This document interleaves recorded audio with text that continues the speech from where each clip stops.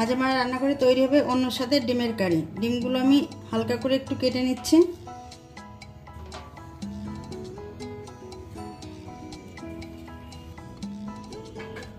আলুগুলো আমি সিদ্ধ করে নিয়েছি, এখন হালকা করে একটু কেটে নেব।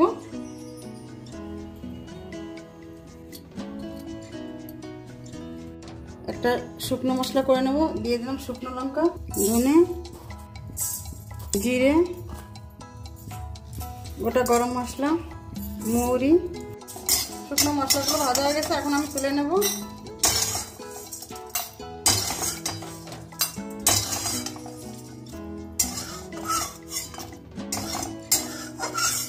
গরম হয়ে গেছে, দিয়ে দেবো ঘি।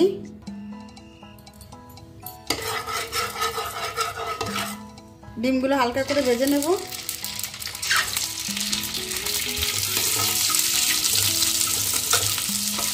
দিয়ে দেবো সামান্য লবণ।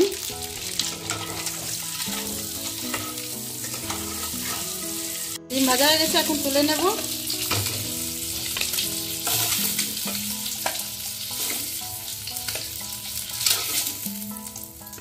ওই একই কড়াইতে আমি আলুগুলো ভেজে নেব।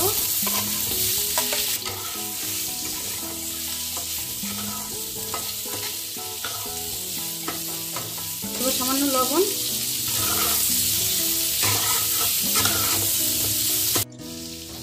দিয়ে দেবো কাজু বাদাম, পোস্ত, এটাকে আমি গ্রেট করে নেব। আলু ভাজা হয়ে গেছে, এখন তুলে নেব।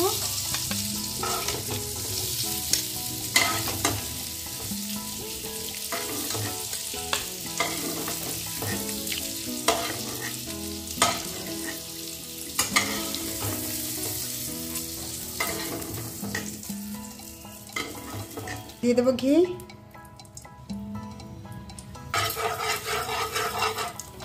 গ্রেট করা আদা,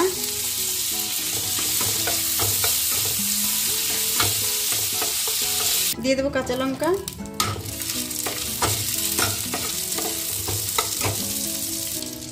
পোস্ত আর কাজু বাদামের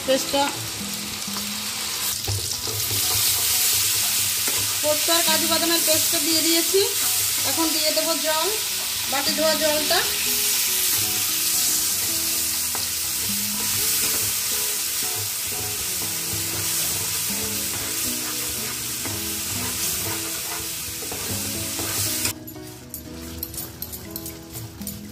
দিয়ে দেবো টক দই।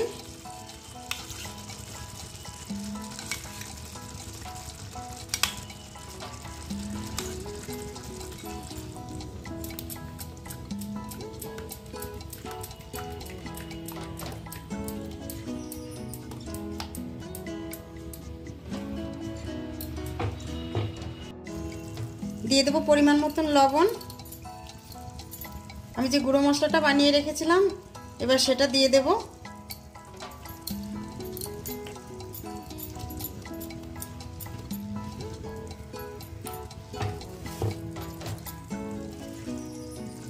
টক দই দিয়েছি, তার জন্য দিয়ে দিলাম কিছুটা পরিমাণ চিনি।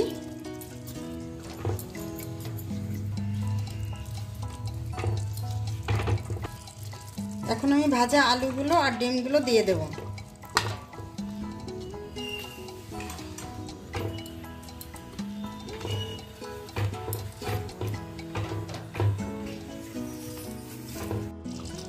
আমার অন্য স্বাদের ডিমের কারি একদম রেডি।